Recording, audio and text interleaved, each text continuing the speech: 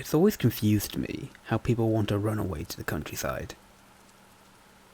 It seems so romantic to city people, the idea of rolling fields or forests. Becoming one with nature, whatever that means. That's not completely true. I mean, I've been confused about it since I started working out here.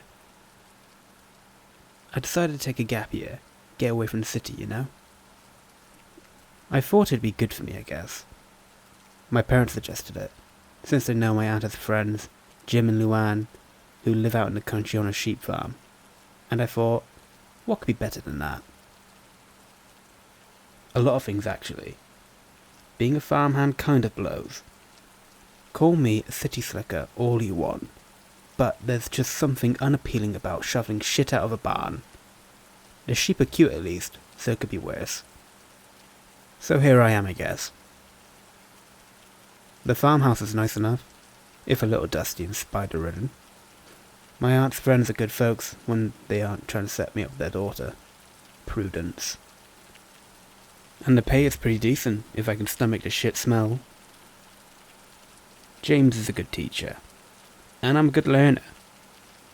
So he got me up to snuff on my duties quickly, feeding the sheep, mucking out the barn, and hanging around the pasture to make sure none of them get eaten.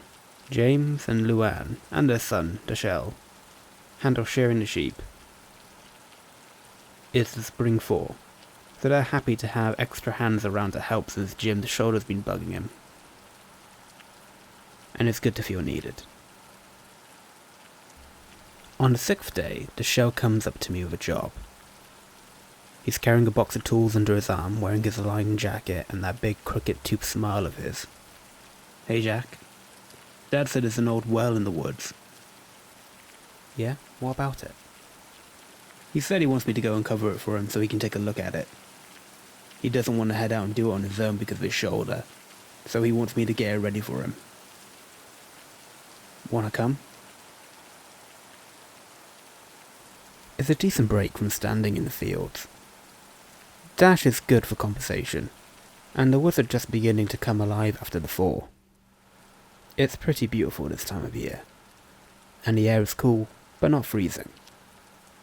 The birds are chirping in the trees. It feels like a real breath of fresh air. We find the clearing pretty quickly. There's a big stone well in the middle of it, bordered up by decaying planks of wood. Moss clings to the stones and the wooden patches, while the grass is dead around it. The birdsong sounds further away here, off in the distance. An uneasy feeling settles over me. I look up at Dash, but it doesn't seem like he cares, since he just walks up to the well. He raps his knuckles on the wood. It looks drenched and rotting.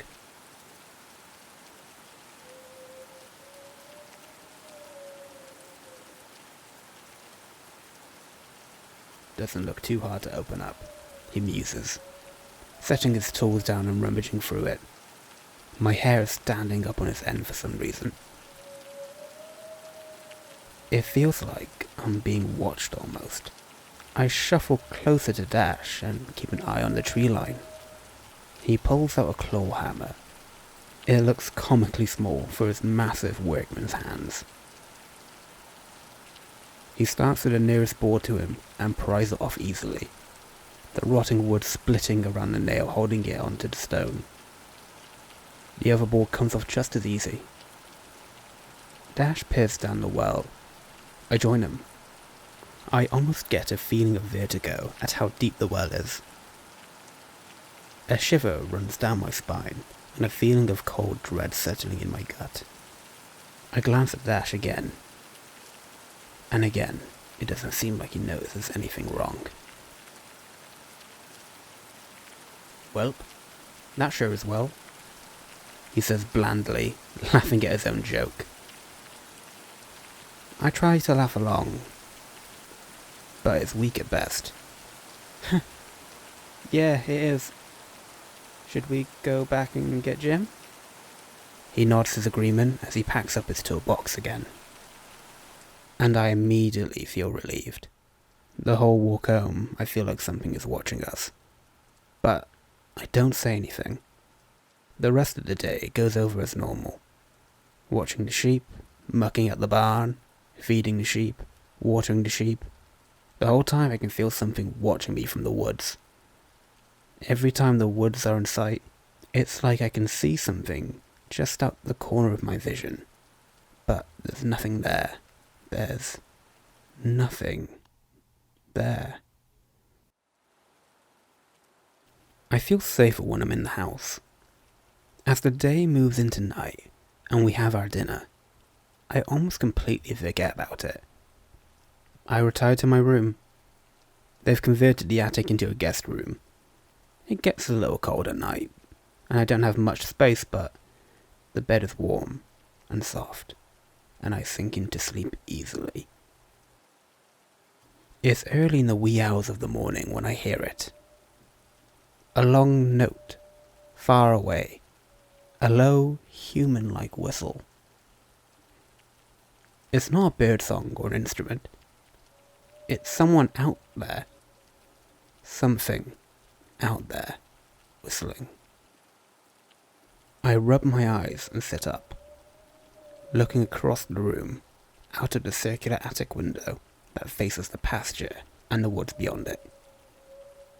The sheep are all in the barn tonight, so there's only one thing out in the field. It's difficult to make out. It's too dark. Only the moon illuminates it. It's dark black. Whatever it is, standing up on its hind legs like a person. The only thing about it I can fully make out are its two golden yellow eyes, like glowing pool balls in its head, turned to face my window. I feel that vertigo again, like I'm going to fall over, and it lets out another long, piercing whistle. I draw the curtains shut tight and crawl back into bed, pretending like I never saw it there, even as it continues to whistle.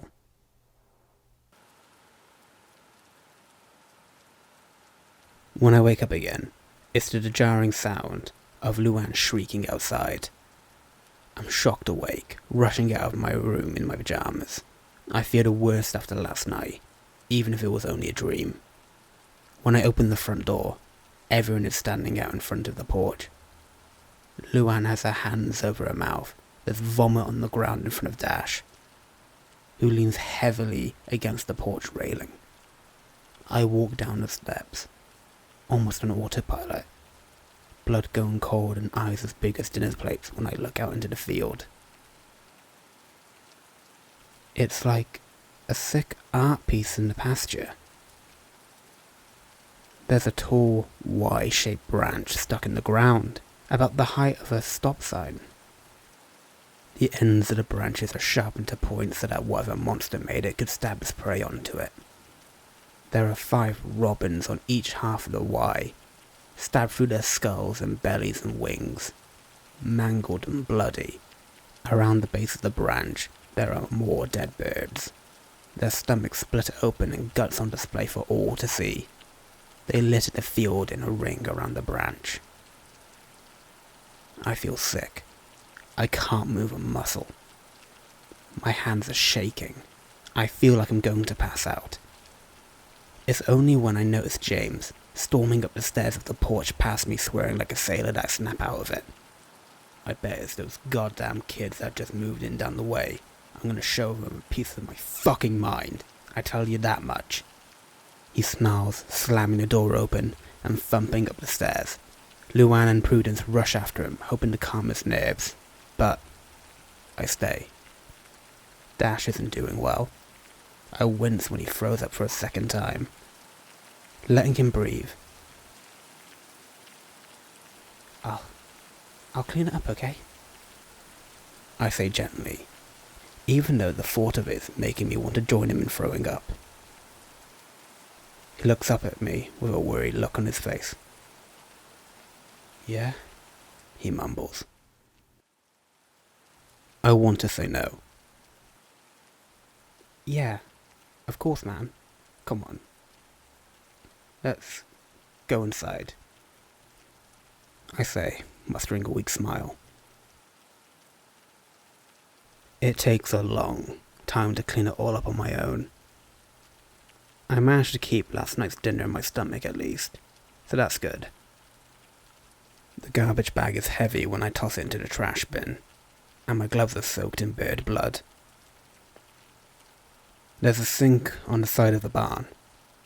I took my gloves off and start to wash my hands. The blood soaked through and stained my skin. So I scrub and scrub, lathering up with the yellowish bar of soap nearly stuck to the dish that balances on the basin. The blood running off my hands seems endless, swirling down a drain with water. The stream stops, the pipes groaning weakly. My hands pull back instinctively. The tap quivers for a moment before a clot of wet mud leaves with feathers splattering against the basin of the sink. Reddened water trickles out of the tap after it in droplets. I hear a whistle from the tree line. I don't want to look. I really don't want to look. The farmhouse feels like it's miles away when I turn and rush back towards it, closing the door behind me with a resounding thud. I shouldn't have come here. Keep Frosty.